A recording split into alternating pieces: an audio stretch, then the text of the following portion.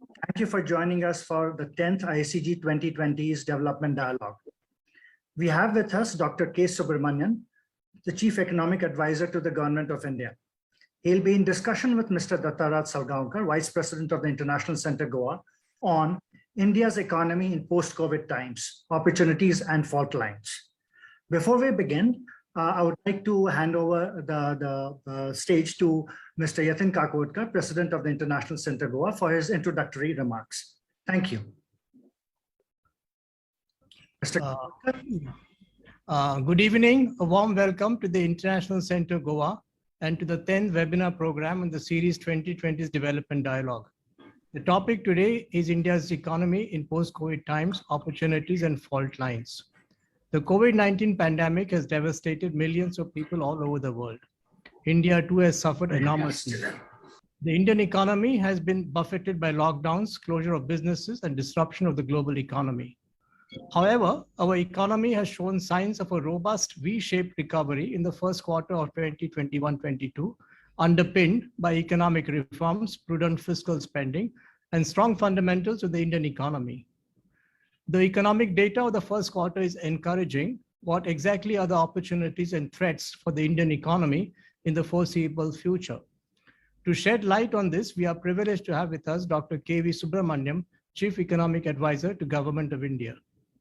Dr. Subramanian is a leading expert on economic policy, banking, and corporate governance. A PhD from Chicago Booth and a top-ranking IIT, IIM alumnus, he authored the path-breaking economic survey that commends ethical wealth creation for a prosperous India. By integrating India's rich economic and spiritual heritage with modern economic ideas, he advocates ethical wealth creation through the marriage of the invisible hand of the market with the hand of trust. The 2019 economic survey, again authored by Dr. Subramanian, laid out the strategic blueprint for India to become a $5 trillion economy by generating a virtuous cycle where private investment growth and consumption feed into each other. In the 2021 economic survey, he advocated counter-cyclical fiscal policy using public capital expenditure to trigger the virtuous cycle following the COVID crisis. Drawing on the ideas advocated in his 3 economic surveys, India's economic policy towards a self-reliant India is now characterized by 1. Sharp focus on economic growth to complement efficient welfare by generating the resources to fund the welfare programs. 2. Growth via private sector occupying the commanding heights of the economy. And 3. Virtuous cycle of growth via public investment and structural reforms to enhance both aggregate supply and aggregate demand. The slew of reforms implemented by the government draw on the ideas advocated by Dr. Subramanian. He has brought several ideas to implement the welfare programs effectively. His push for the behavioral economics of nudge is acknowledged for his potential to bring behavioral change in India. His idea of thalinomics, what a common person pays for a vegetarian or a non-vegetarian thali, has been acclaimed as the Indian Big Mac Index, combined with the idea of the Bare Necessities Index to measure the reach of water, sanitation, a healthy environment to the common citizen. These ideas enable robust measurement of the reach of welfare programs across India's large population. Dr. Subramanian is on leave from the Indian School of Business, where he is a professor of finance. Dr. Subramanian has been conferred the Distinguished Alumnus Award by his alma mater, IIT Kanpur.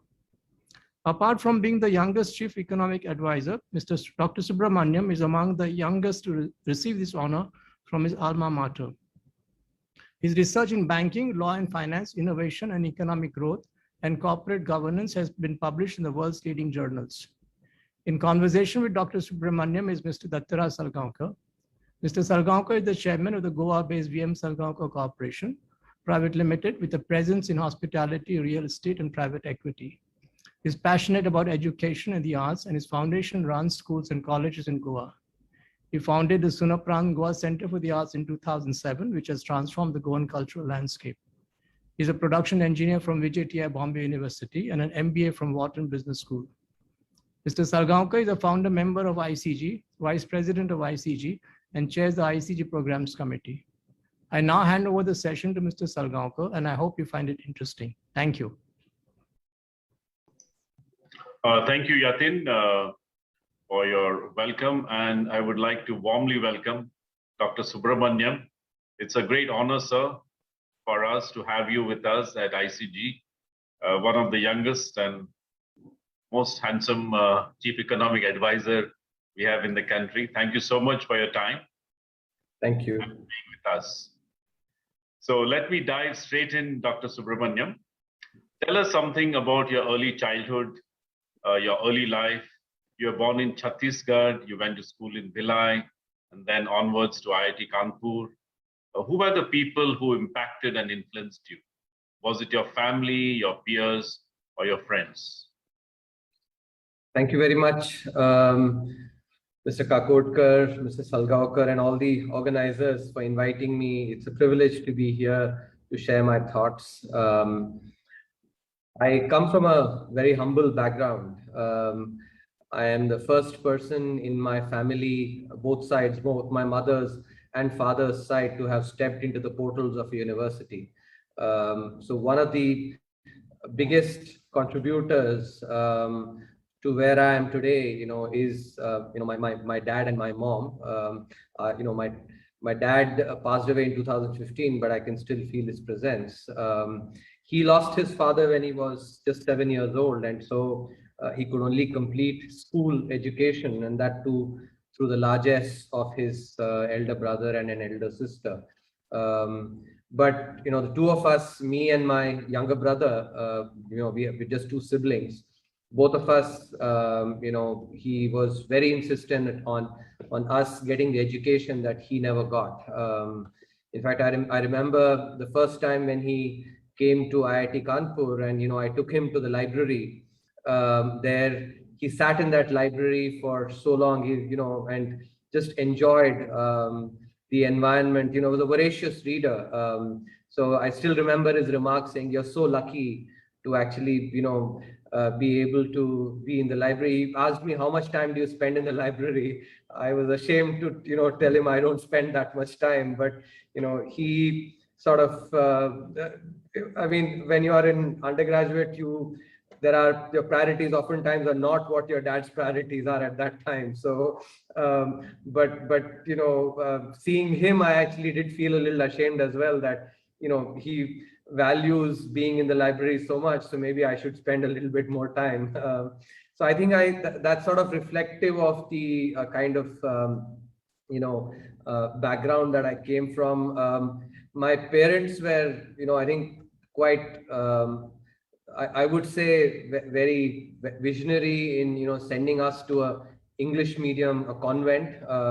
None of my, my cousins or actually were put there. So my father joined as a, after finishing his school, he joined the Indian Railways in the clerical grade, and then grew just based on his hard work. He retired as a gazetted officer only based on his, hard work. So what my dad inherited to me is, I think, primarily three things. One, an emphasis on hard work, just, as it is not just with our family, with most middle-class families, the value of emphasizing of hard work, and right values, especially no shortcuts, do things the right way.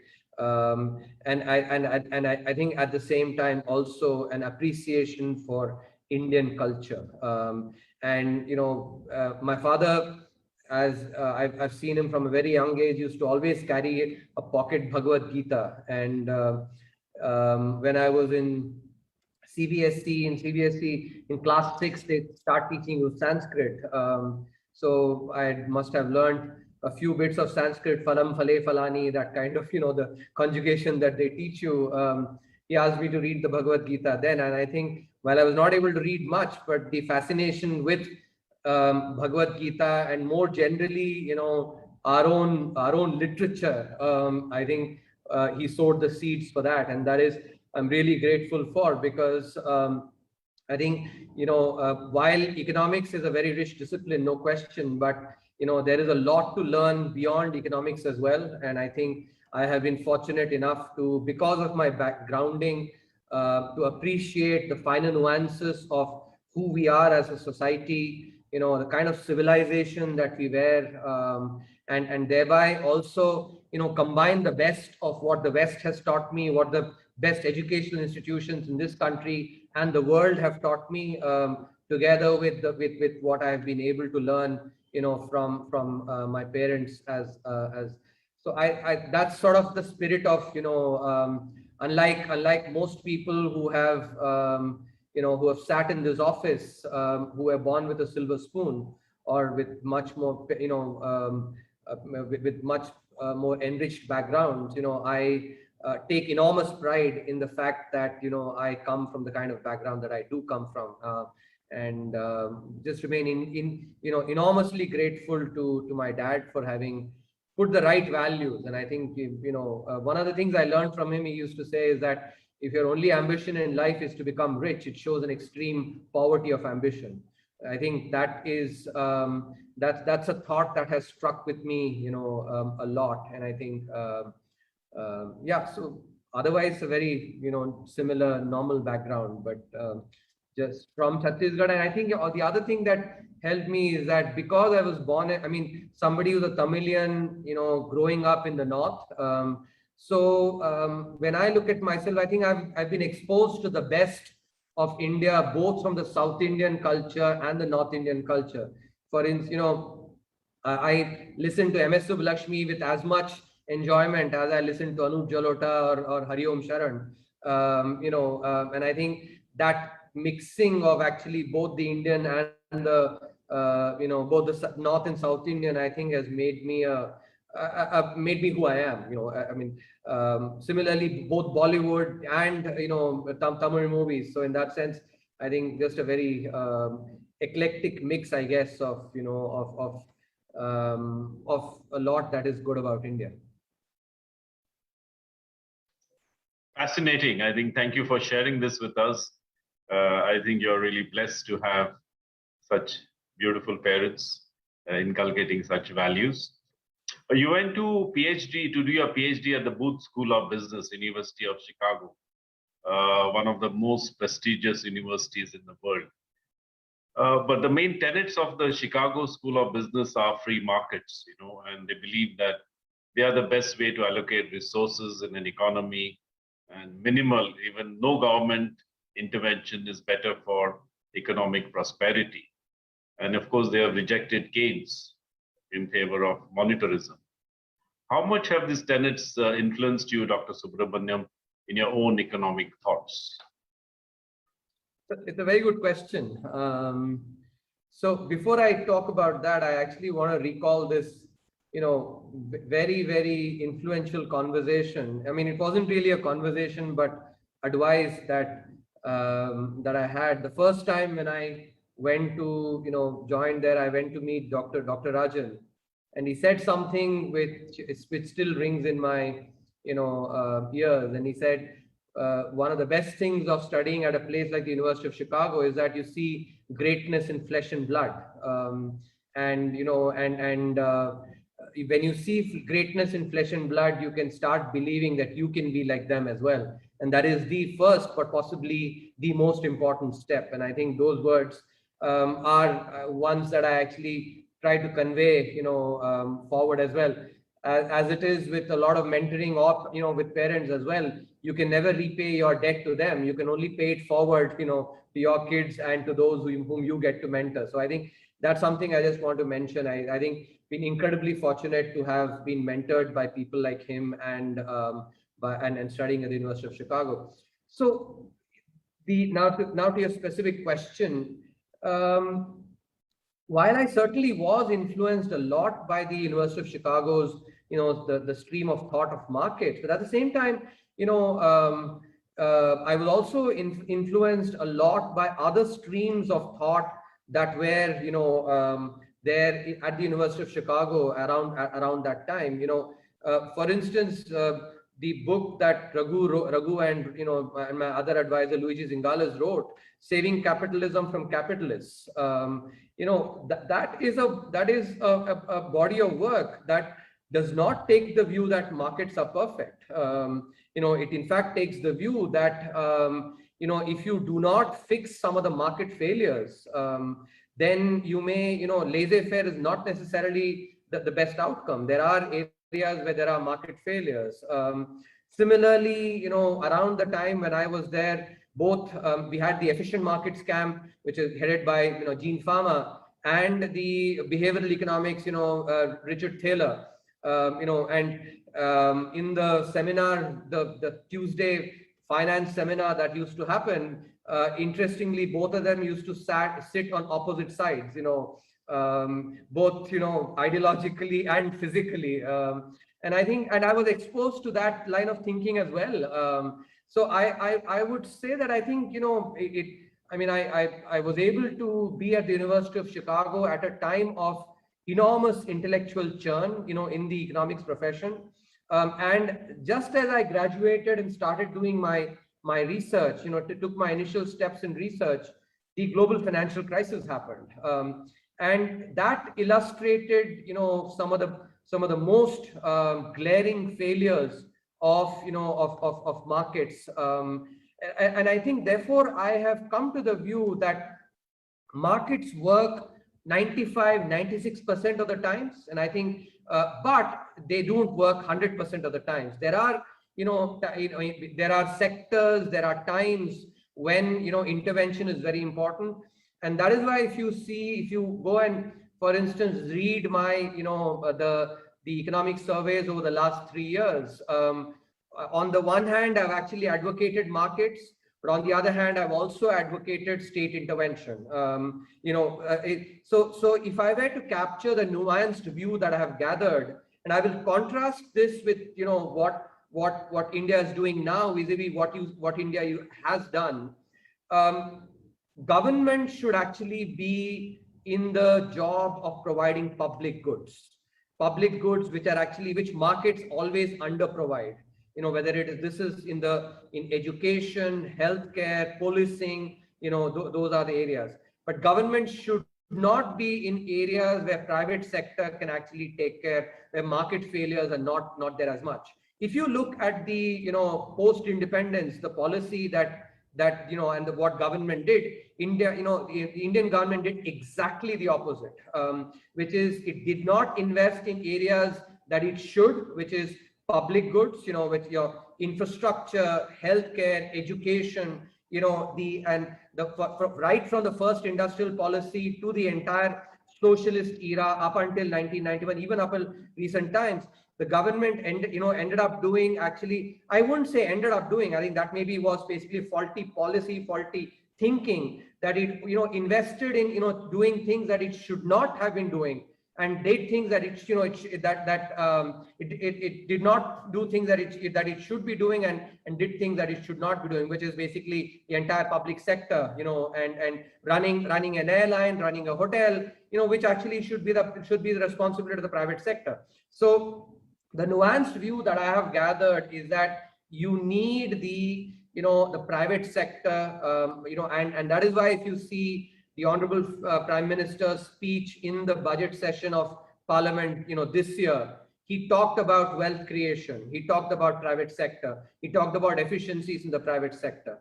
And I think if you look at the entire Atmanirbhar Bharat idea as well, it is one of the most crucial edifices of Atmanirbhar Bharat is empowering the private sector. So in some sense, if you look at in terms of the industrial policy, we've come full circle from the first industrial policy that gave primacy gave the commanding heights of the economy to the public sector, and thereby basically did exactly the wrong thing, which is doing what it should not be doing and not doing what it should be doing. Now we've come full circle where the government invests actually in infrastructure, healthcare, education, and lets the private sector do things that it is actually best at.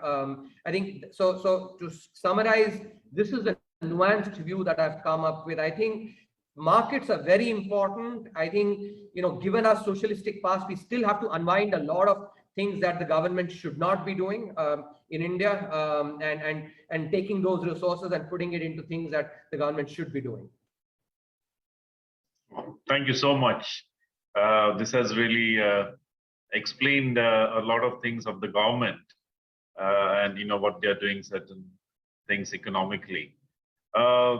Coming to our gross domestic product, it showed a record high of 21.1% in the first quarter ended June 30th of this year, and a rebound in consumer spending. Help paint us a picture of where we are today, and how would you evaluate India today in terms of macroeconomic fundamentals like current account deficit, foreign exchange reserves, inflation, and other metrics? So there are two parts in which I would like to answer this question. First, I think there is no question that not only India but the entire world has been impacted by the pandemic. Unlike previous crises where restrictions did not have to be put on economic activity, in the COVID crisis, the health response has necessitated putting restrictions on economic activity. And the world over, therefore, these restrictions on economic activity have had their impact. I think, if you look at what, the entire GDP growth after the first quarter decline last year of 24.4%, India has had a V-shaped recovery, 7.5% for Q2, 7.5% decline for Q2, which was certainly better than the first quarter when we had that very strong lockdown. Q3 at 0.4% growth and 1.6% growth in Q4, and now albeit from the low base, a growth of 20.1%. So there is clearly a V-shaped recovery. If you plot these growth rates on a chart, what you see is a V. I think a nuance that is very important to keep in mind, that the growth in consumption has been from the low base, but it is despite the fact that in the months of May and June, because of the devastating second wave, there were a lot of restrictions that were put. For instance, to give you some data, one of the high frequency indicators that we track is the Google mobility indicators. So, if you look at retail activity, right from the 1st of April, it was down all up until 15th of July. The entire Q1, it was down, and at its peak, it was down 70% from the March 31st levels. So supply side of consumption, in other words, if you wanted to go and buy a shirt, you couldn't go to a mall because the malls were closed. If you wanted to go to shops, actually shops were only open only for a few hours. So I think the supply side of consumption itself was impacted. Despite that, the fact that consumption grew by 20%, albeit from a low base, I think is something very important. Said differently, what I would say is Q1 of last year and Q1 of this year, both were impacted by the pandemic. For Q1 of last year was the first wave, and Q1 of this year was the second wave. So in some sense, an apples to apples comparison, where we had the large decline in Q1 of last year because of the national lockdown, and this time, because the restrictions were there at the state level, a good recovery that is happening. Now let me come to the second part of the question. I think this part is very important in order for us to understand where we are in terms of the the impact of the pandemic and the recovery itself. In terms of the macro fundamentals, we are in a very good shape. So the three key metrics, and you talked about that as well, which matter for macroeconomy, are your fiscal deficit, inflation, and current account deficit. Now, I would actually, I wrote a piece a few months back, I think in March, in the Economic Times, looking at the past three crises that India has had: the Asian financial crisis, global financial crisis, and the current crisis. And the difference in the policy responses. If we just use simple economics, Econ 101, supply and demand, what we know is if you only increase demand, you get an increase in quantity, but you also get an increase in price when you just increase demand. But if you increase demand and increase supply, you have a much greater increase in quantity, and price does not change. Price remains almost the same. I think this important facet has been reflected in India's COVID policy now, because we've done a lot of supply side measures. We've also done on the demand side, but a lot more on the capital expenditure side than on the revenue expenditure side. making sure that the the revenue expenditures are well directed. And because oftentimes what happens is that in India, revenue expenditures can actually not go into the hands that are really the most distressed, and so doing it carefully is important. So if you look at these, because of the supply side response, inflation has averaged about 6.1% last year. Now it has started coming down. You saw the print, last 2 months, 5.7%, and now 5.3%. This I would contrast with the period during the global financial crisis, where despite there being no lockdowns, no night curfews, nothing, which creates supply side frictions, because your trucks cannot ply, stuff cannot move around when they have to actually be halted in the night. So there being no lockdown, no supply side frictions, yet you had 14% at inflation at the peak during the global financial crisis, because of the absence of supply side measures, which is just the simple supply demand aspect that I mentioned. Similarly, if you look at the current account deficit, if you look at the policy that was done during the global financial crisis, the measures were primarily on the revenue expenditure, and two of those, the most sort of poster child kind of policies was on the revenue expenditure side, was the pay commission recommendations, implementing that, which basically income that went to the privileged sections, government employees, and the 85,000 crores farm loan waiver, which benefits of which was cornered primarily by the large farmers. I have a paper showing this in the Journal of Law and Economics as well. What this did was it put money in the hands of the privileged. Because domestic supply did not expand, so imports grew significantly, and therefore trade deficit really widened, and current account deficit also then went to about 5%. And because the expenditure was all revenue side, fiscal deficit became 6.7%, when the emerging economies average was 2.5%. So fiscal deficit of India was 2.5 times the emerging economies average. If you look at now, on the other hand, fiscal deficit, our fiscal deficit last year was 9.1%. The emerging economies average is 10.25%. So we're about 85% of the fiscal average. So all these three parameters, inflation, current account, which we've had a current account surplus because of the supply side, 0.9% current account surplus last year. And this year also, I anticipate the current account deficit. It'll be a deficit, won't be a surplus, with less than 2% though. So I think our current account is very good. If you also look at it in terms of two other metrics which are very important, which is currency depreciation. Around the global financial crisis, the currency depreciated by around 60%. In contrast, now it has held steady. And I think that is reflective of the of the fundamentals. If you look at FDI and FDI, there was outflow of about $9 billion around the global financial crisis. Now it is about inflow, significant inflow. FDI as well, I think 10 times more compared to then, about 8 billion then FDI inflow, about 80 billion now. So I think these are indicative of the fundamentals actually being very strong. I must mention, and this will be the last part of my response, today, there's a nice piece by Sajid Chinoy on the the tapering by the Fed. When it does come, there may be some short-term, impact, but I think long run, because the fundamentals are quite strong, we will be able to withstand the impact of the Fed tapering, much better around this time, because the different policy response focus a lot more on the supply side, capital expenditure, and much more careful demand side measures. Thank you. You have also said in an interview, Dr. Subramanian, that not cash but jobs will increase demand, and that job creation is a demand size measure, and not clear whether putting cash in the hands of people will increase demand. Could you elaborate on this approach? I think I partly answered that in response to your previous question. So let me clarify a couple of things first.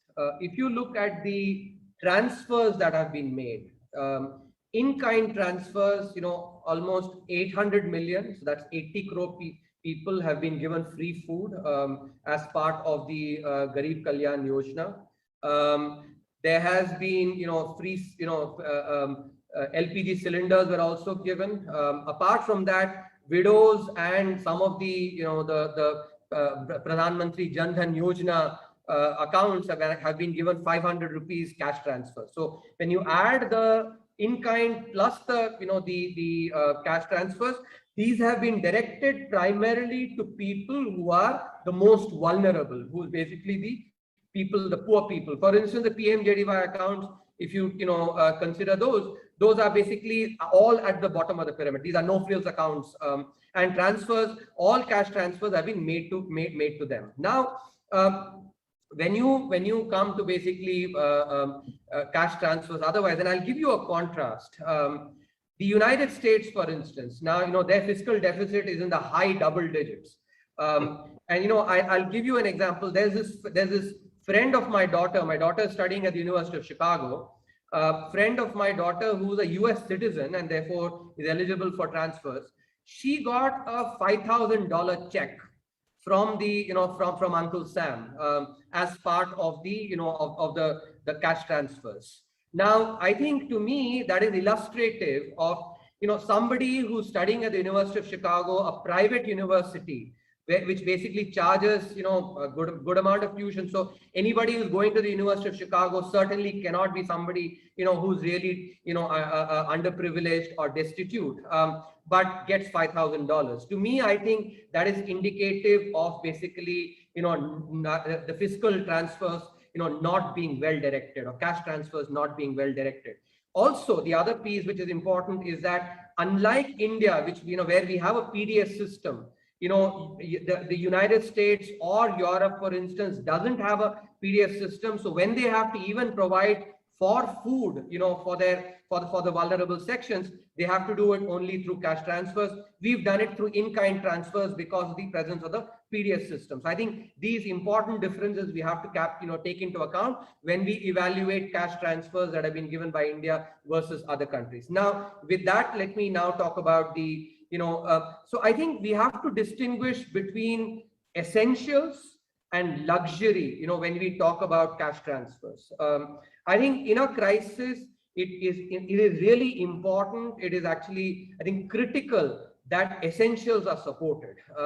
And I think that is something that we've done not only through this, but also through the Manrega program, MNREGA, which actually provides for distressed employment. The allocations in that increased significantly. If you see last year, there was huge increase in the, and incidentally, if you see, even in the second wave, it had gone up till the month of May and has since come down significantly. So, the Manrega employment is also, tracking the extent of rural distress. And so that is also something that's been provided as a cushion. Now, when you come to actually, luxury items, I think this is where Keynes's insight was very important. That typically in a crisis, even if you give cash to the people, because of the risk aversion, people will not spend at that time. I think this was also being seen as, if you see the Pradhan Mantri Jan Dhan Yojana balances that increased by about 500 rupees. Now remember, 500 rupees for this section, about 400 million, accounts is actually a very large number. So deposits went up by about 20,000 crores because of this, the increase. So that tells you that the, precautionary motive to save is a very strong driver during the, during crises, which is what Keynes talked about. But the demand increase that comes from actually jobs is far better. There is a, Milton Friedman is credited with this, what is called the permanent income hypothesis. The permanent income hypothesis basically says that a household's consumption increases only when there is a change in their permanent income. If there is a change in their temporary income, that does not increase their consumption. Why? Because households basically say, if for instance, I know that I'm going to get a cash transfer for maybe the next 6 months, 8 months or 12 months.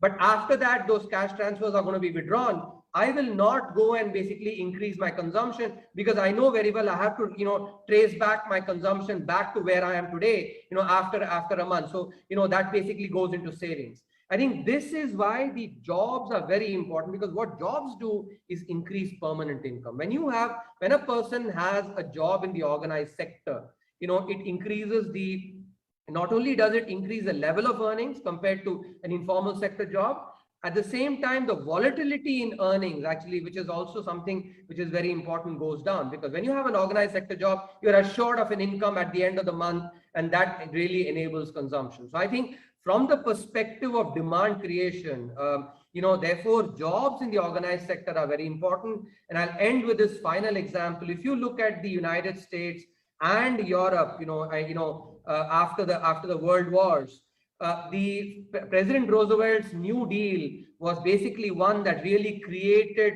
large amount of middle class by creating jobs in the organized sector. If you take, states like Michigan and cities like Detroit, for instance, these entire cities developed as middle class, from organized sector jobs that were created by the automobile sector there. So I think, therefore, the kind of demand push, aggregate demand push that happened in the United States from organized sector job creation is something that India, India needs, and that is why the manufacturing sector push that we are doing is very important. Yeah. Thank you. Under PM Modi, there is a clear push to make India a manufacturing powerhouse. But on one hand, India represents a very attractive option for companies trying to reduce concentration risk to China in the global supply chain. But on the other hand, both forces of deglobalization are gaining ground, especially in the West, and companies are encouraged to, have their production back at home. Where do you see India coming out in this debate? Are we too late for the party? It's a good question. If you look at India's share in the global trade pie, we are still at very, very, low single digits.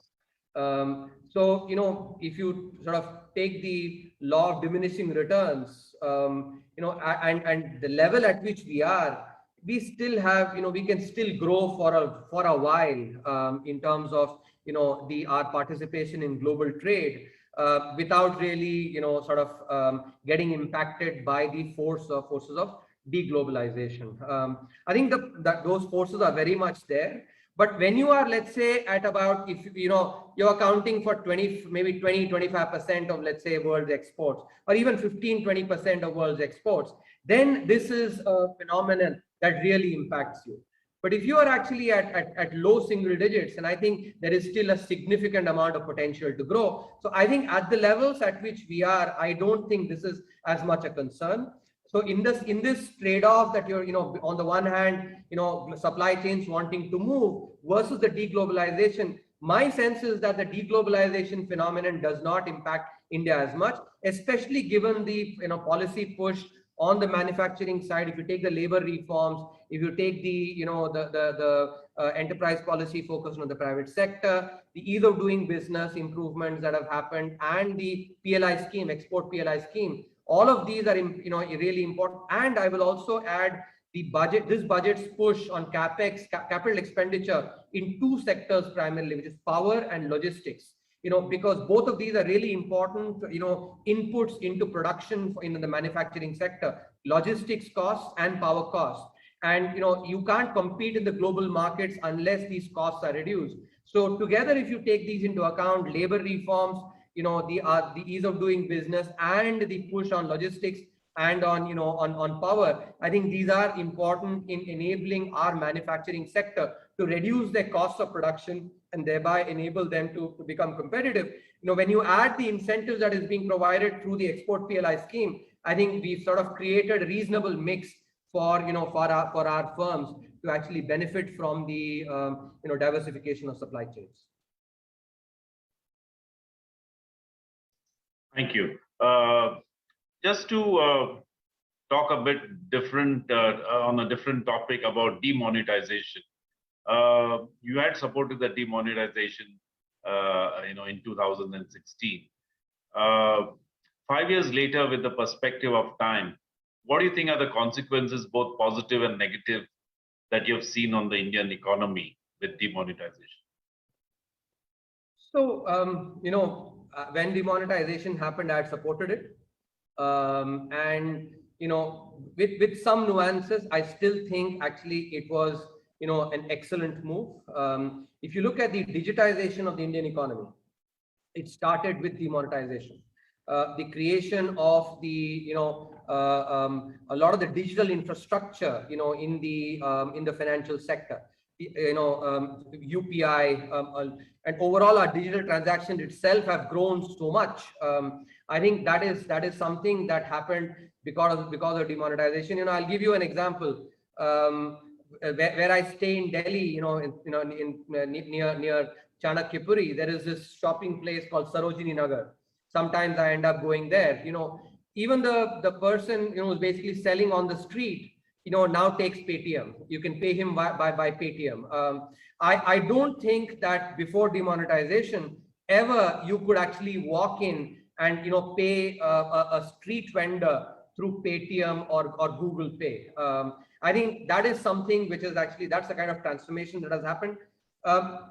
I know a lot of commentators talk about the growth decline before the pandemic, and they attribute it to demonetization and GST implementation. Let me be very clear here.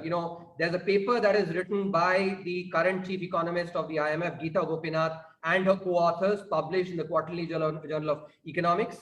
And there they state very clearly, they look at first, GDP growth at the macroeconomic level, and they do not find any impact of that demonetization period on growth. And that is why they actually try to look at sectoral patterns in that paper. They stated very, very clearly. So I think this commentary about demonetization and GST having impact on growth pre-pandemic is actually not supported by the evidence.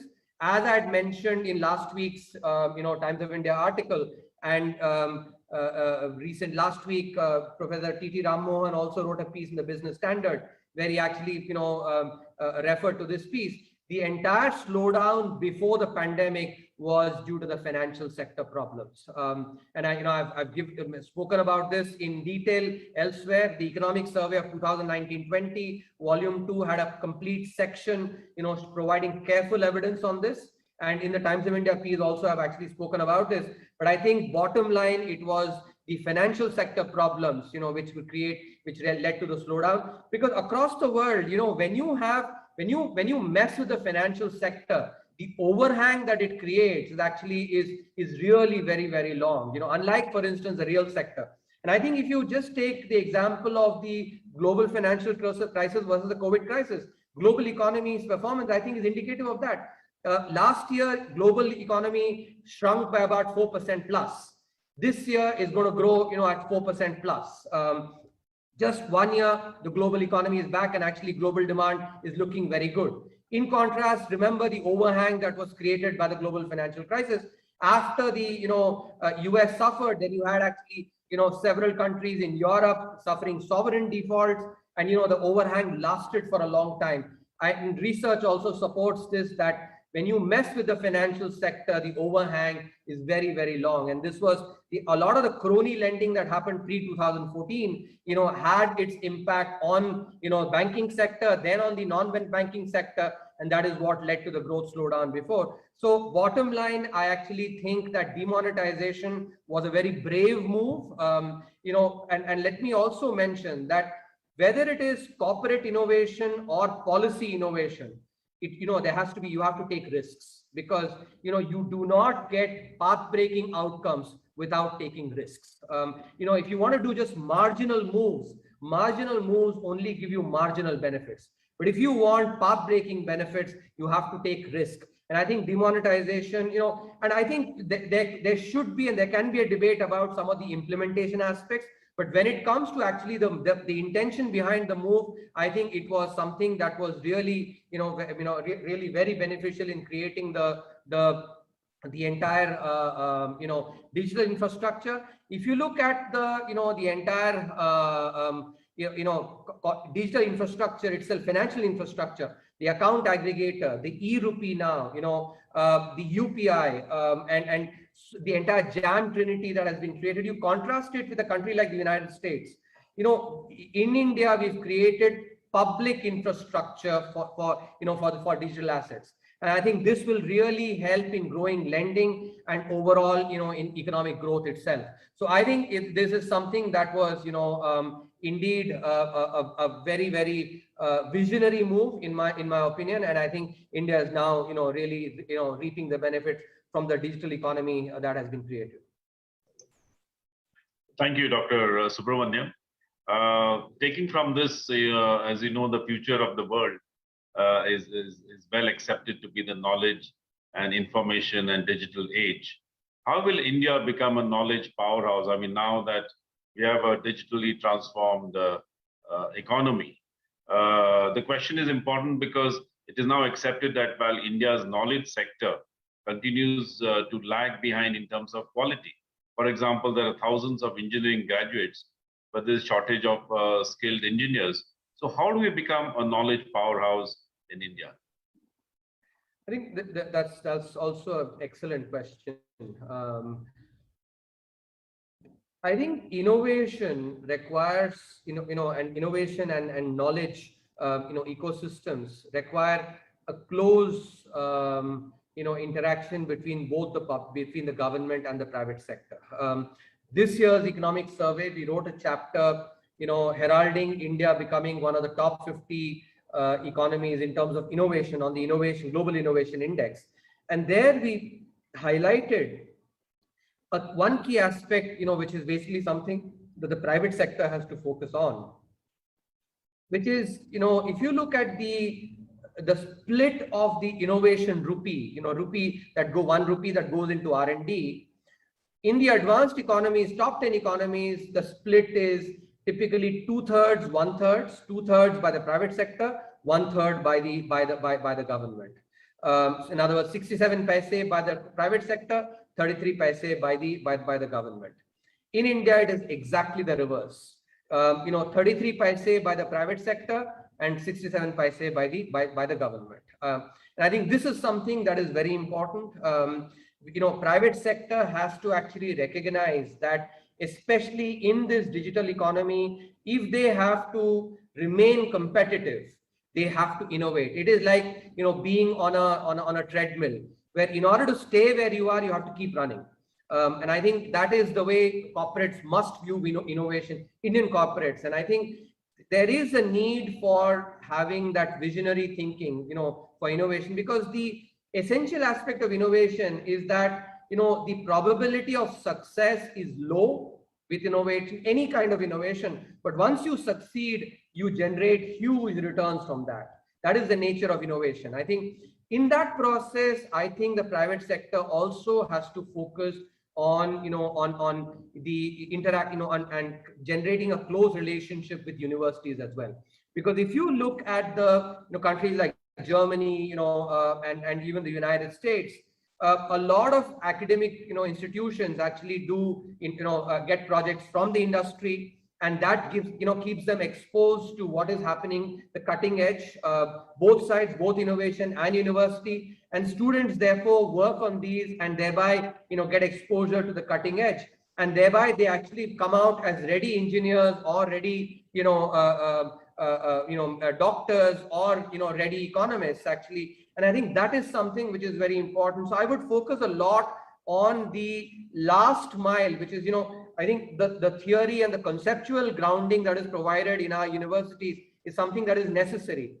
But what makes them sufficient to be able to actually go and work in the real world is taking these concepts and applying it to the real world. And I think that exposure of working on actual live research projects, through industry academia collaboration, I think is very important.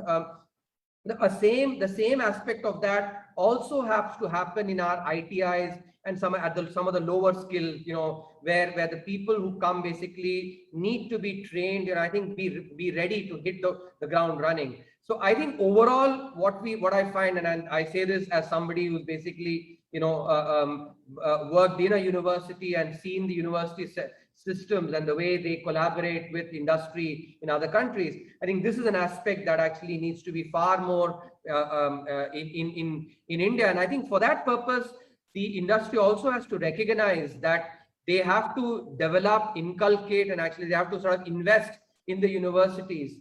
The returns will not come immediately. It may take some time, maybe 3, 4, 5 years, but the returns will come. But I think that kind of visionary thinking is incredibly important from the industry if the knowledge ecosystem and the innovation ecosystem, has to develop, far more, in our country.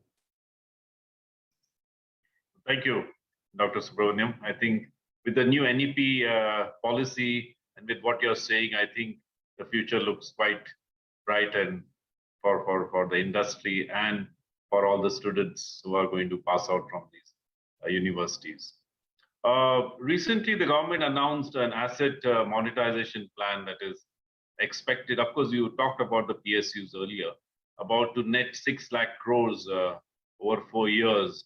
There has been, of course, the opposition always finds faults with everything, but I'm just asking this question: why is this necessary, and what are the benefits to this particular asset monetization plan? So see, I circle back to a discussion that we were having earlier about the focus on capital expenditure, capex-driven, fiscal policy.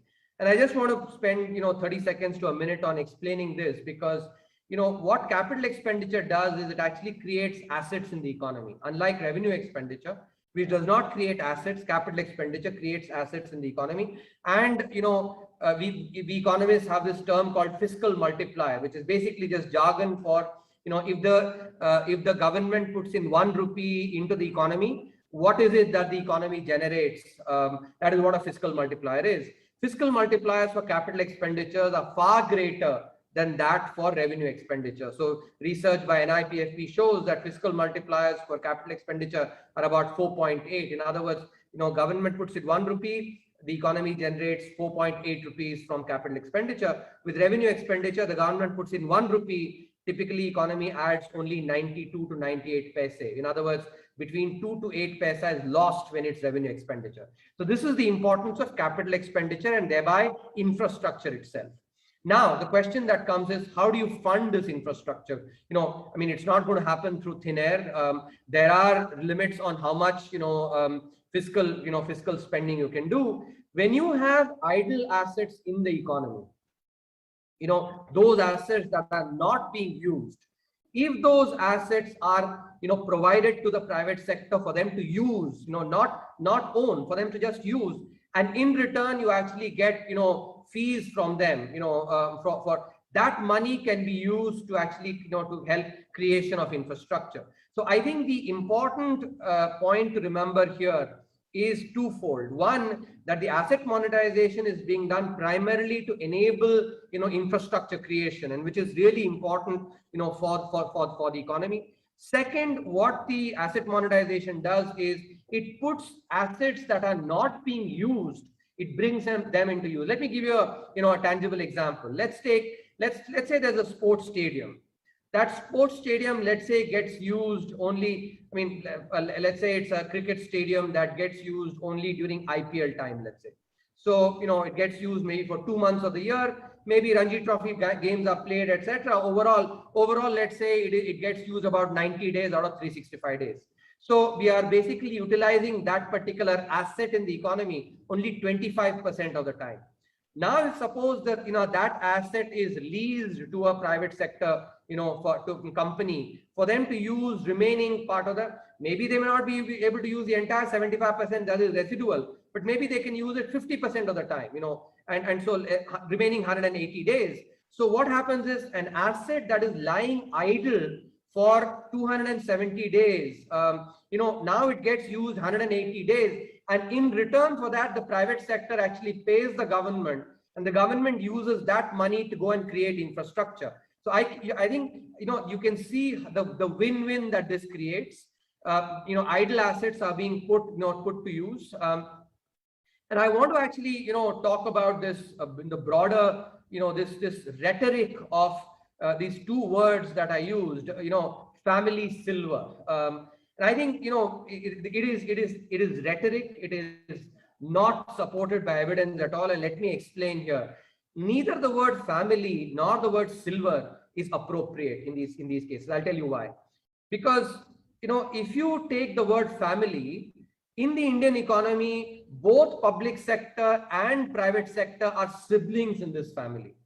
I think to say that only public sector is part of the family and private sector is, let's say an orphan child, I think that is not right, because especially when private sector contributes so much to our GDP. So the family has to include, public sector and private sector. So it's saying family silver for public sector assets, I think it has this connotation that only public sector is part of the family, private sector is not part of the family. Private sector should take legitimate, affront to this kind of characterization. Number one. Number two, let's look at the other word, silver.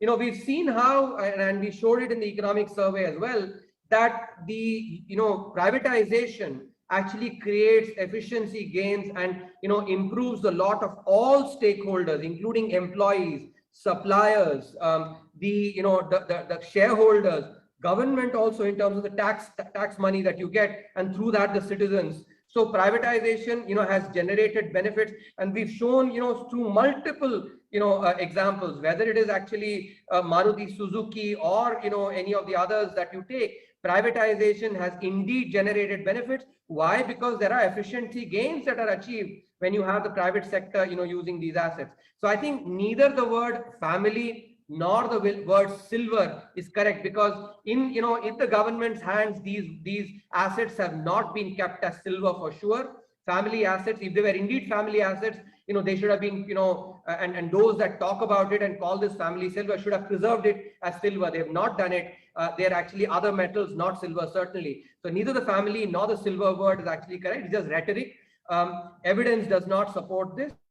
So when you take the asset monetization program and the privatization program together, what you see is for the private sector to have both the option to own and also to lease assets. And every private sector firm does this both, either owns or leases. Both of them are options. And I think the asset monetization program is the way to lease assets, and the privatization is to actually own assets, both of which will bring efficiency gains for the economy. Brilliant. We are coming right to the end. Can I ask you 3 more questions, Dr. Subramanian? Sure. Okay. What do you see as India's 5 most important challenges, in its path to development, and what would be the key drivers of India's economic growth in the coming years? And also a part of this question, when will we become a $5 trillion economy? So, I'll give you a list of maybe 2 or 3 that I've thought about, maybe not 5. So the first one I would actually mention is the ease of enforcement of contracts. I think by far that is the most important. When you look at this, is basically the entire backlog of cases that we have in the judiciary. So judicial reform, that's the first and really important aspect that has to be focused on. Because if you look at the World Bank's ease of doing business rankings, out of 192 countries, we have been ranked in the 160s in the ease of enforcement of contracts. I think for a country that is now the 5th largest economy in the world, I think this is something that is just not befitting, that we are ranked so low in the ease of enforcement of contracts, because it actually creates so many spillovers. You can't write rich contracts, because you will think, what's the point of writing a rich contract? Because even if you have to go and litigate a simple contract, that also takes tariq pe tariq. So what's the point of writing a rich contract? And oftentimes in very innovative settings, actually, and this circles back to the earlier question that you asked me on innovation. Because of the tremendous uncertainty there is with respect to innovative projects, venture capitalists, angel investors, etc., in the rest of the world write very rich contracts to be able to take care of the many different contingencies that may arise from the enormous uncertainty. But that is not the case in India because of the difficulty in enforcement of contracts. So I think this is, for me, the number one. Similarly, there is also, if you look at the impact of some of these pronouncements as well, consistency in the interpretation, I think is incredibly important. So I think that's something that, you know, I would put as number one. The second that I would actually, you know, say is what we already discussed, which is the knowledge ecosystem. You know, I think that is something, the knowledge and the, you know, the innovation ecosystem. I think, you know, this is something that the private sector must focus on really, you know, investing in innovation. I'll mention this example. You know, I don't know how many of you have had the opportunity to watch this wonderful movie on Srinivasan Ramanujan, The Man Who Saw Infinity. You know, there is that episode, there is that interaction between him and Thomas Hardy. Now, just imagine if, let's say, someone instead of Thomas Hardy, you know, had asked Srinivasan Ramanujan, who was working on number theory then, he's saying, "Ye number theory se dhanda kaise banega?" Suppose basically somebody had asked, "Ki paise kaise banenge? Number theory to tum kaam kar rahe ho, paise kaise banenge?" You know, if somebody has asked that, right? Now, I don't think the world would have ever seen the advances in number theory, because the work that Srinivasan Ramanujan did then, you know, that has been used today in algorithms, whether it's Google's algorithm or AI, machine learning. So many of these, you know, actually use algorithms. And I think so this question that, you know, paise dikhao, you know, for innovation, I think that is something which actually shows, you know, the absence of visionary thinking. Innovation is something that actually has to be long run vision think, you know, has to be important. So whenever somebody says paise dikhao, I think this, you know, movie, you know, Srinivasan Ramanujan's movie, and actually that anecdote, you know, the world is indeed is actually indebted to Thomas Hardy that he didn't say paise dikhao, you know, for to basically for the work on number theory. So I think that is a lesson that, you know, that needs to be imbibed, you know, in the so that's the second overall knowledge in ecosystem that I think. Third, we basically do need to on the direct tax side, I think, you know, in the indirect tax, GST has been implemented. And I think there's been, now GST has stabilized well. That's been a good reform that has happened. There has been a lot of, you know, for instance, the faceless assessment, you know, those things have been brought in, the citizens charter as well, you know, for which was part of the budget announcement. You know, I think those moves have been done. But I think the 1961, the code that we have is from 1961. Income tax that we have act is from 1961. There's been a lot of, you know, amendments to that, and I think simplifying that actually would be something that would be overall very important. And finally, I would say, and I think I'm coming very close to your 5, I'm giving you 4 there, is overall in state capacity itself. You know, state capacity, I think India's state capacity in the way we formulate our regulation, you know, and the way we you know, we implement that. This year's economic survey, we actually, you know, talked about this, which is that, you know, if you go back and sort of read some of the recent Nobel Prize winning work done by people like Oliver Hart, you know, and others on incomplete contracts. The 2018 Nobel Prize, if I'm not mistaken, it's 2017 or 2018. The Nobel Prize was given for, in economics, was given for work on incomplete contracting, which recognizes that real world contracts can never ever take care of all the different contingencies that can arise in future. You know, and when you think about regulation or you think about law, regulation and law are basically 1 to M contracts. You know, unlike a bilateral contract between 2 parties, regulation is actually a 1 to M contract, 1 regulator, M regulatees. Law is basically similarly, you know, 1 legislature, M citizens. It's actually, you know, these are finally contracts as well. And when you think from that prism, that the way there are contracts that are incomplete, therefore we have to recognize that you cannot have complete regulation, you cannot have complete legislation either. But in our overzealousness to actually make them complete, we, I think, introduce a lot of different contingencies, which makes it, you know, oftentimes difficult for, you know, those that want to do business in a straightforward way, you know, makes it difficult for them. Those that want to circumvent basically will find ways still, and they end up finding ways. But I think this this spirit of the way in which we frame regulation and the way we frame, laws, I think is also, also important. And let me complete the full list of five. The fifth one, which I would say is, there have been a lot of reforms that have been announced now. I think those need to be, they need to be, brought to fruition. And I especially would say the Farm Bill. And here, I want to talk about the political economy of reform, in India, especially in a democracy like ours, and what we really need.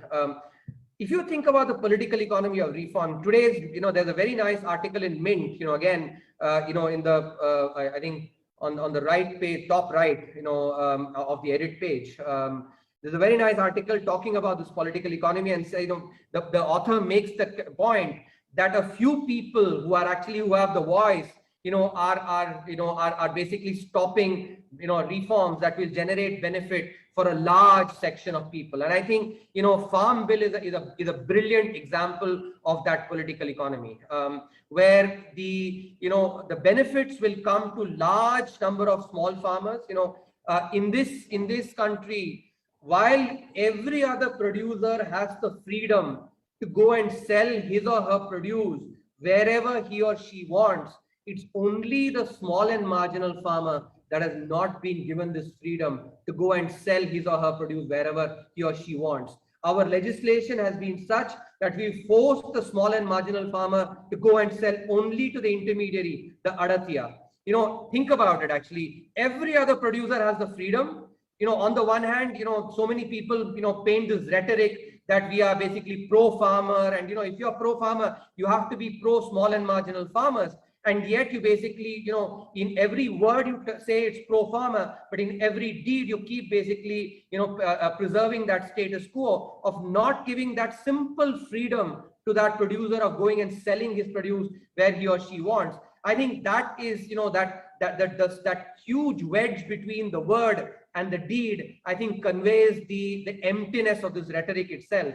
So I think, citizens like us actually really need to separate the rhetoric from what is really the, what is the true intent here. And last point to elaborate this, I think, which is because it's so important.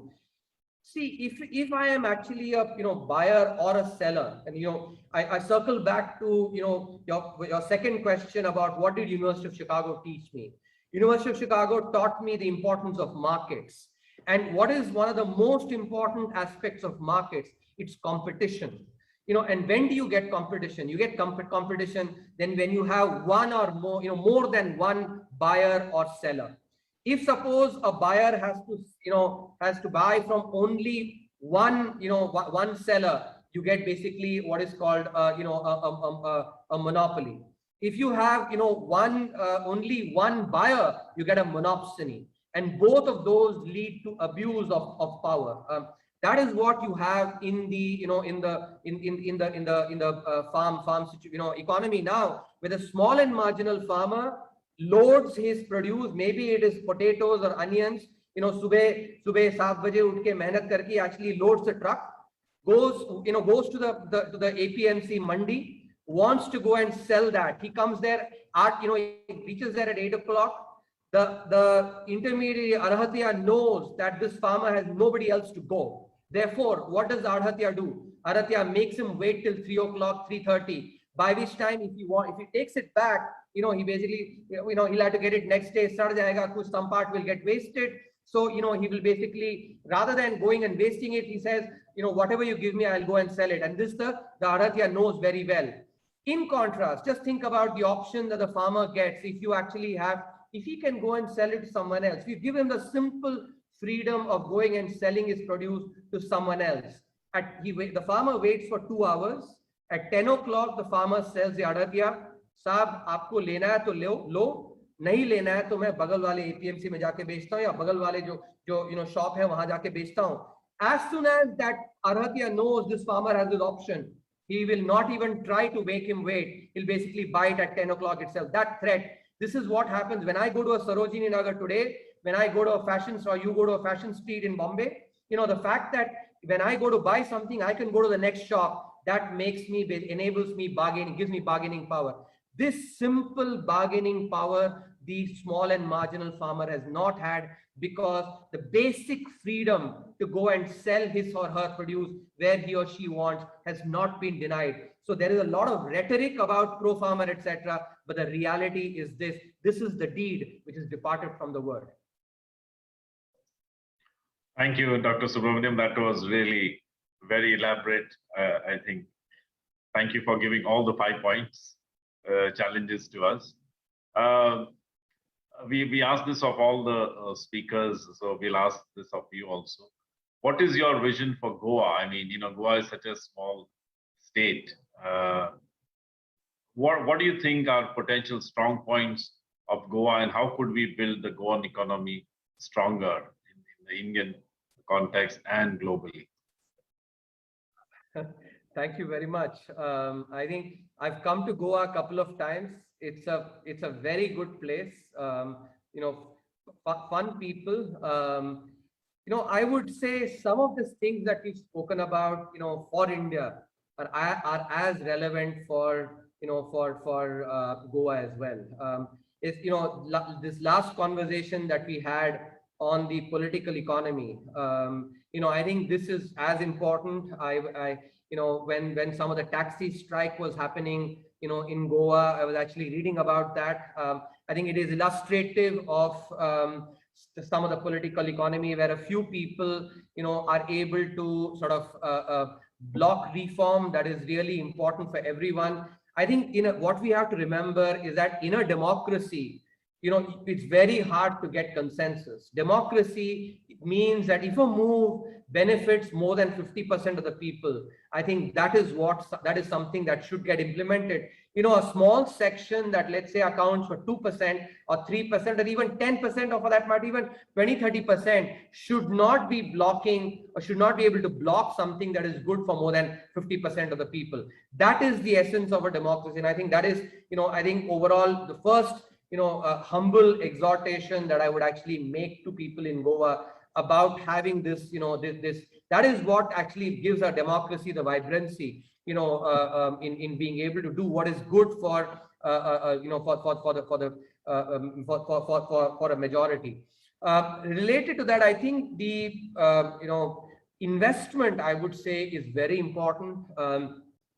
It's oftentimes, it's hard to actually build economic growth through investment, but it generates, sustained growth. I will give you this parallel. If you're sick, the doctor can give you steroids, or can ask you to basically diet and go and really, exercise and become healthy. Dose and just revenue expenditure are like steroids.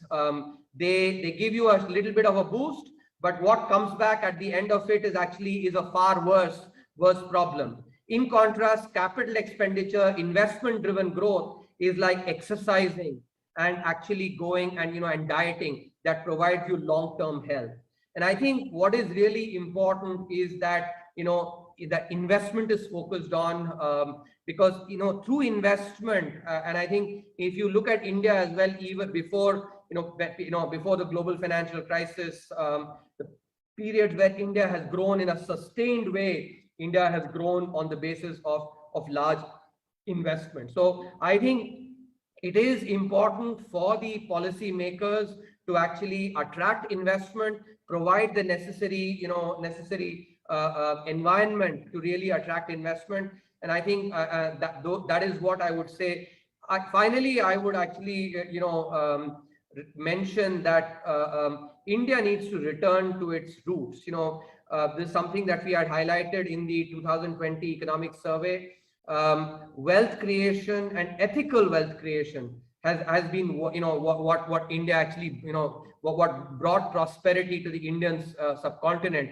Up until 1750 AD, India accounted for more than 1/3 of world's GDP for 17.5 centuries, and that happened from enabling the private sector, enabling entrepreneurship. And I think there is evidence, even if you look at in the recent last 100 years, if you look at every country, the United States after the world wars, under the New Deal, Marshall Plan in Europe, the East Asian economies, China today. If you look at each one of these countries, and we showed this very clearly in the 2018-19 economic survey, which laid down the blueprint for India to become a $5 trillion economy. I think it is really important that Goa and all states focus on economic growth through investment, because that is the one that really generates sustained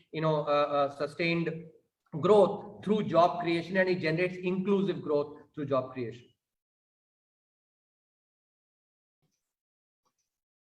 Thank you, Dr. Subramanian. And before we close, we would like to know what are your 5 personal mantras. We have a lot of young people who are participating in this webinar. So, and you are the youngest CA, and we would like to know your 5 personal mantras so they can, follow some of them or all of them. Oh, that's a wonderful question. So I think the first mantra is something that I already mentioned, what my father gave me, which is, if your only ambition in life is to be rich, it shows an extreme poverty of ambition. The second mantra, which I actually have followed, is serving the nation without greed or without clamoring for glory. I think that is something which is important. Do your dharma and do your karma, in line with your dharma. So I think that is the. Let me tell you that there will be a lot of people who will tell you, Kal Yug mein aisa sab nahi hota hai. All these virtues, old-fashioned virtues of honesty, sincerity, etc. These are all old-fashioned stuff. There'll be any number of critics, Cassandras, who would actually will tell you things that if the shortcut basically give you that is the way to succeed. I will share based on my own life and those that I've been inspired by. I would say that I think being straightforward, working hard, these are very important. So I think keep it simple and look to serve the nation without your selfish interest, being or your self-centered glorification being the most important. So that's the second mantra that I would give. The third I would say is that and having looked at a lot of people, I mean, one of life's privileges for me has been to observe the best in the world, be it Nobel laureates, be it top policy makers across the world, or industry captains, and of late, some the top people in government as well. And I think based on that, what I would share is what Thomas Alva Edison said it very nicely, which is genius is 1% inspiration and 99% perspiration. So I think that's the third mantra that I would give you. The fourth that I would tell you is, in life, all of us juggle with a lot of different tasks. You are a professional in your office. When you go back home, you're maybe a brother, you're a father, you're a son, husband, wife. You play many different roles. So think about the metaphor of a juggler that is juggling with a lot of balls. And the reason the juggler does not drop the ball is because he keeps an eye on each of the balls, tracks them down. And that is why he doesn't let the balls drop. But sometimes even if the ball drops, he can actually pick those balls up if these are rubber balls. So here's where I want to, career, money, many other things are like rubber balls. But I think there are 2 glass balls in life which you actually should not take your eyes off, because if you take your eyes off glass balls, they fall down to the ground and shatter into pieces, and you will be collecting those pieces the rest of the life. These are your family and your health. So I think that's the fourth mantra that I would give you. That remember that health and your family are glass balls that you should never ever take your attention on, away from. Final mantra, something that I've actually, used is that I've thought about always my life actually in the form of a balance sheet, and when I would be in my deathbed, I would be, asking the question, did I create enough assets or did I create liabilities? In the 75, 80, 85 years that I actually inhabited this planet, in that period, did I create assets or did I create liabilities? So that's the question that I would ask myself. And I think if I were at the end of my sojourn here on earth, and do remember, by the way, that all of us are here are temporary visitors to this planet. Never forget that. In fact, one of the things that fascinates me about humankind is that most humans live life as if they're never going to die, and die as if they never lived. So when you keep that in mind, so have the balance sheet of life, assets and liabilities. And I think if you have created more assets than liabilities overall, and not just, I'm not talking on monetary terms, but if you've done a good deed, that's an asset. If you've done a bad deed, it's a liability. So if you have created more assets than liabilities, then I think it's a life worth lived. And I think that perspective, it benefits me at least. Thank you very much. Well, Dr. Subramanian, that was fascinating, I must say, and we are indeed indebted to you. Thank you once again for sparing your time, for your grace, and the gift of your time to us. It has been absolutely fascinating, very educative, and very, very informative. And you have been very frank and very open, and we are most grateful to you. We would love to invite you to Goa to spend some time at our international center, maybe next year when things are improving all over the country. Once again, on behalf of ICG, our president, and everybody else, I thank you from the bottom of my heart. Thank you, sir. Thank you very much.